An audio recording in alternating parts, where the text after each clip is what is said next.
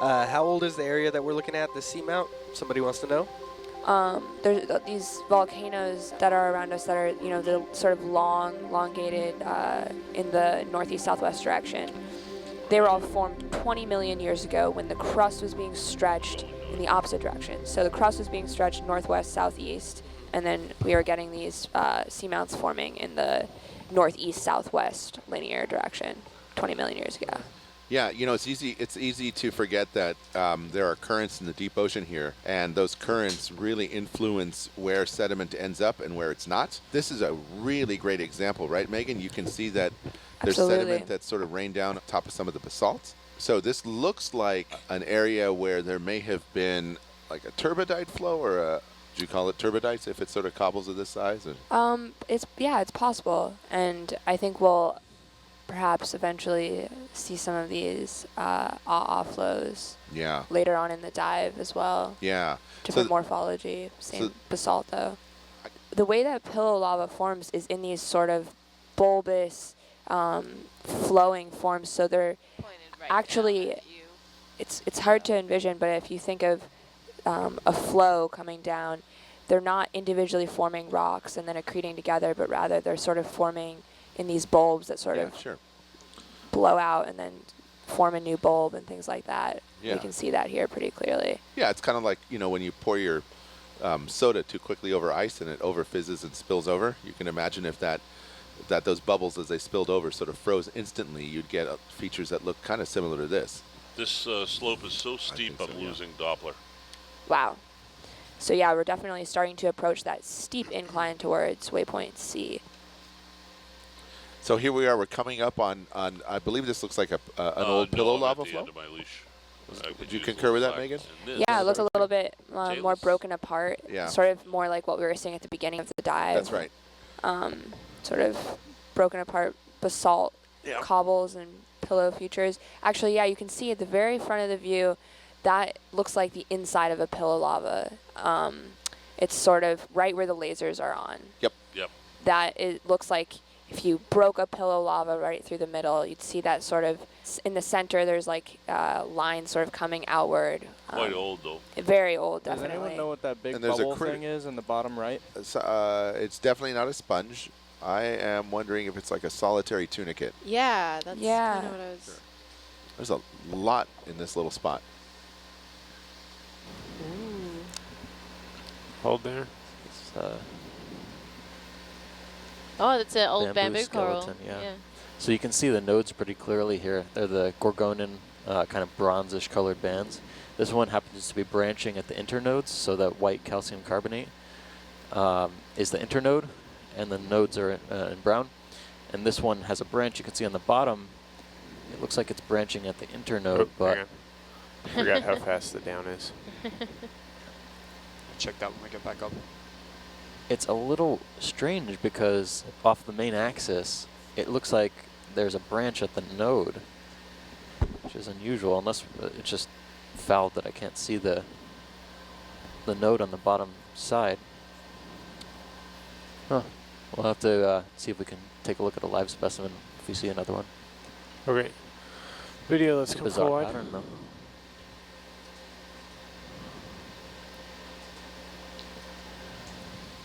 Definitely some pillow lava. Can we zoom in right here? Ooh, look at those rocks. Pink star. Oh, I was excited about the rocks. Zoom in. This might be a new one I haven't seen yet on this dive, but this is probably... Oh, wow. Hold. Yep. There we go. It's a type of slime star. Probably Hymenaster. But you can see that it kind of has this semi-translucent top layer. It's a tiny one, though. They get quite big. Those are interesting lava formations, Rachel. The ones just to the left. A great ball of lava in front of us, and you can sort of imagine like a bit solidifying and then fresh lava pushing it out and solidifying. Anyway, cool. Rocks can be underrated. So it seems like there's a lot of lava formation, but not a lot of fissures or breaking of the lava. Hey, I see something. Oh, it's a Dumbo octopus. There we go. It's got the look at it. curled tentacle behavior going on. Zoom in. This is nice. They it's curl gorgeous. their tentacles. Wow. You wouldn't know what species that was just from looking at it? Give me a moment, I might be able to. Yeah? Yeah. It's much more translucent I've than got the a ones cheat we were sheet. seeing the other day. So the Dumbo octopus we were looking at the other day with this bright orange color, but this one you can see is much more translucent. Sort of pinkish touches to it. It's tough to say. These things are so complex. I have a picture here, but it doesn't look like anything like what we're seeing. Just come full wide video. So what was the curled tentacle behavior on this? Is it again to be Yeah. less appealing, or? That is kind of a bizarre behavior. I think it just curls up its tentacles to become more hydrodynamic. Is that- Totally exploded rock. Yeah, that one's definitely exploded, but you could see it's very weathered. Yeah, which- very soft. Tens of millions of years. Can do. Right, so all our amazing creatures that we were just looking at seem to be a little bit more sparse right now. Is Yeah. that something to do with the fact they, you don't have the rocks, the bedrock for the corals to start growing on, and then, No hard substrate. yeah, you Yeah. don't have sort of an ecosystem around that? Yeah, I mean, they can settle on something as small as a tiny rock or a pebble or a shell, but any What chance of them... What is that? That's the chicken head. Is No, Or is it's it- No, a it's Dumbo octopus. It's Just not curled up. not curled up, yeah. He's just practicing his Video that's altitude. pushing. It's He's gliding. the parachute maneuver. Yeah. Oh, Yeah. wow. Wow. It's cool. Oh, I was hoping it might be a vampire squid for a second. It's a relative. It's another cirri octopod. Probably a different species than the one we saw earlier. Is there many species of these type of octopods, Steve? I think we really don't know that much because they He's landing. are pretty rare occurrences. There it goes into the mud. It's Yeah, definitely an bouncing all area over the place. of Hang on. recent interest. There have been a few species described over the past several years. Yeah, starting to curl its tentacles. Oh, yeah, wow. And these spots on him are too. Fantastic. I don't know what those spots are. That's weird. Maybe I would... This is like a pure speculation here, but I Oh. think they actually might be some sort of bioluminescent pore, maybe? They have that blue iridescence that you usually see on bioluminescent pores on fish. They could also be modified chromatophores. Who knows? And I have some viewers wondering, where's our location on the Seamount, and how far are we from the top? Horizontally, we're about 2 kilometers from the top, but There's 45 degrees. I'm good. You're Okay. a little far right. it's about 1,500 meters in vertical. We're on the southeast side. I'm looking dead north instead of 320. rock. If you're just joining us, we are doing a live exploration of the San Juan Seamount, exploring a previously unexplored region. Okay. Are we interested in I this know, fish? I know what this is. Finally. Tell us what that It's is. a Pacific flatnose. Well, actually, no, it's not. You can zoom on Finally. it. I got excited because I thought I knew what it was, but it's different. It's got that spine on it, doesn't it? does, but didn't there? Okay, let's go wide again. Sorry, gotta keep going. Now, I think this might be a good time to tell you about greatest refuted or disproven hypotheses.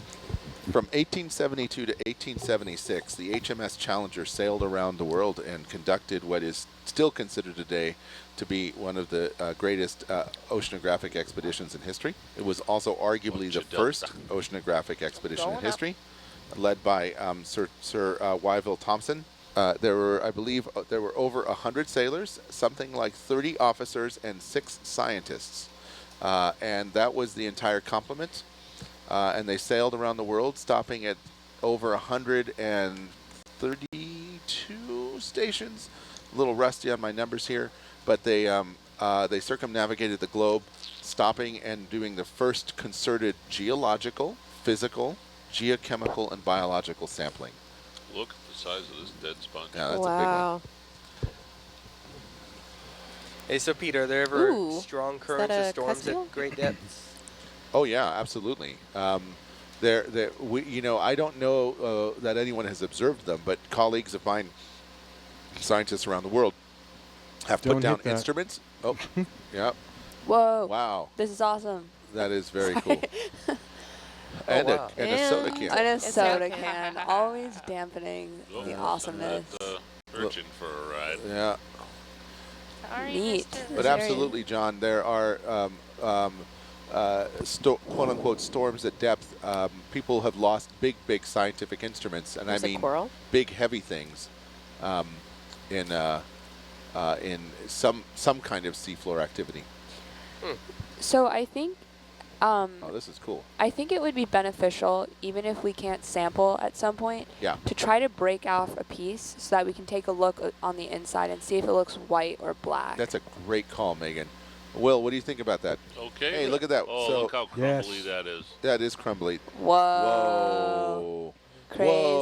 Whoa, whoa, whoa, whoa, All whoa. right. Can we zoom in on it? Mind-blowing. Zoom in on Zoom that in. now. What is that? And let's take a look at the what the It's white. nougat center looks Is like. it white? Well, it no, looks it actually white. looks oxidized. Wait, it's orange. No, it's oxidized, guys. Yeah. So it's an so it's Iron oxide. Yeah, I mean that's what it's I mean that's basalt, right? So I'm trying to figure out.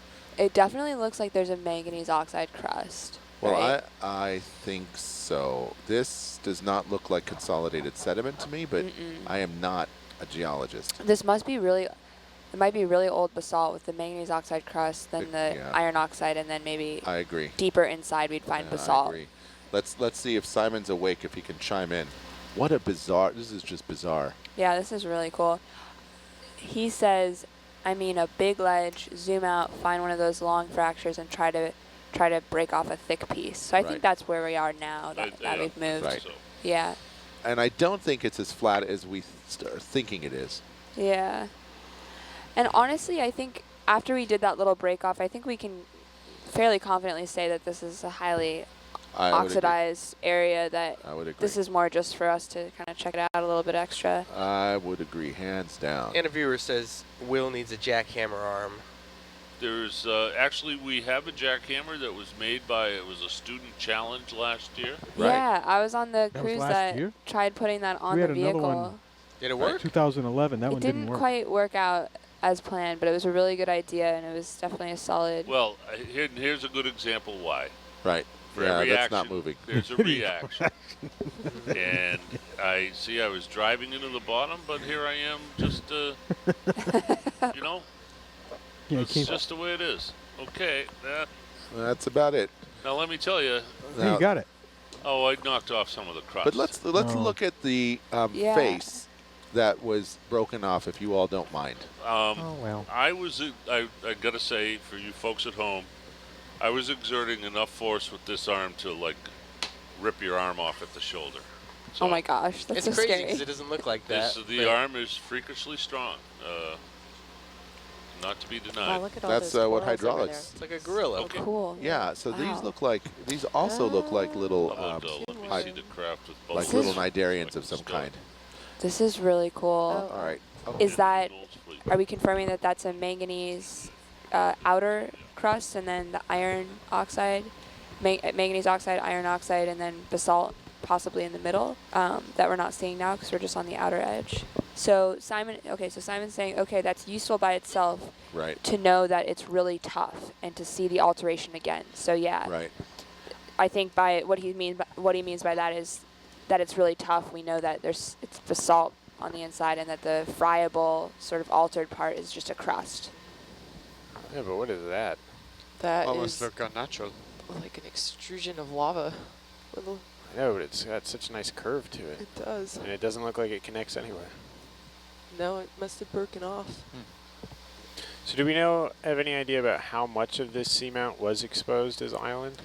Yes, they believe the top about 800 meters, so we're nearing what we're expecting is a big change in the geology. This was obviously shallow or possibly subaerial. The scientists are now that are looking at all of these large vesicles on the rocks thinking potentially maybe subaerial, or at least a shallow water for sure, which means we're in the right area to see a change into these lithified sediment terraces that were paleo shorelines.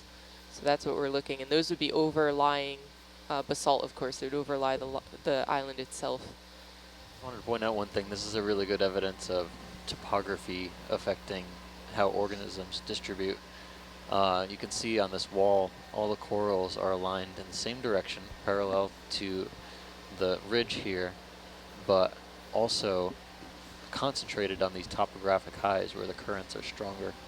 Ooh, oh, and there different coral. looks like a bubblegum coral. Oh, man. I almost got out before Steve did. Yeah, that looks like corallium.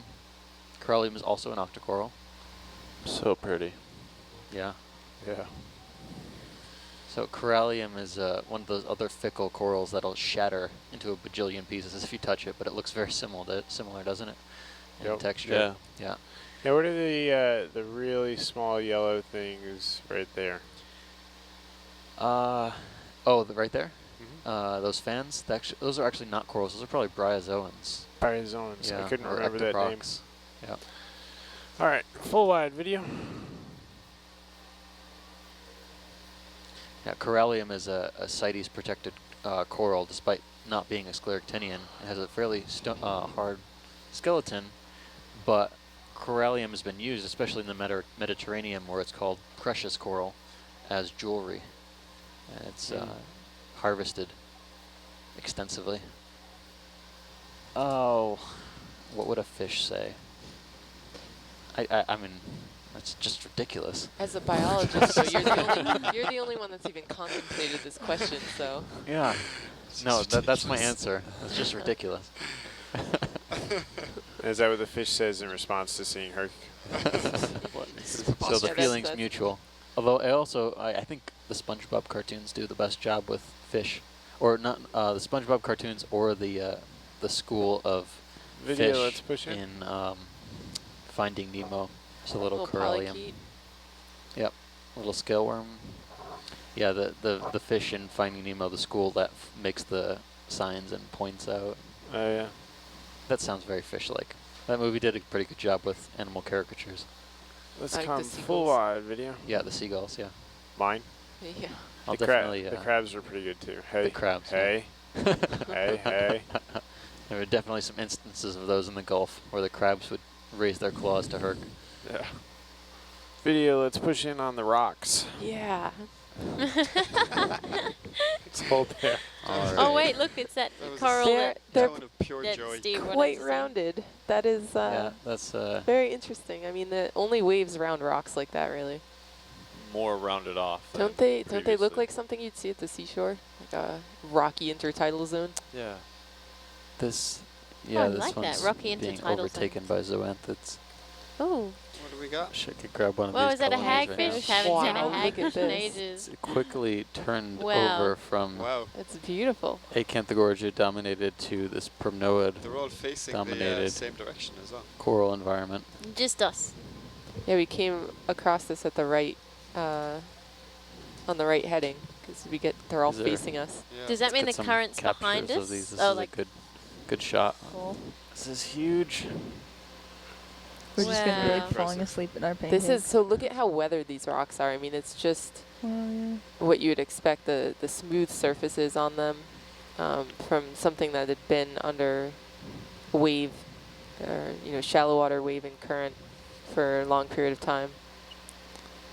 So you remember when Steve just kept saying, just you wait, just you wait? Yeah.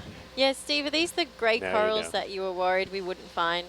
Yeah. That they're everywhere. Thousands of them in front of us. I knew they were coming and I summoned them. He sensed them. That's the most humble thing I've heard all night.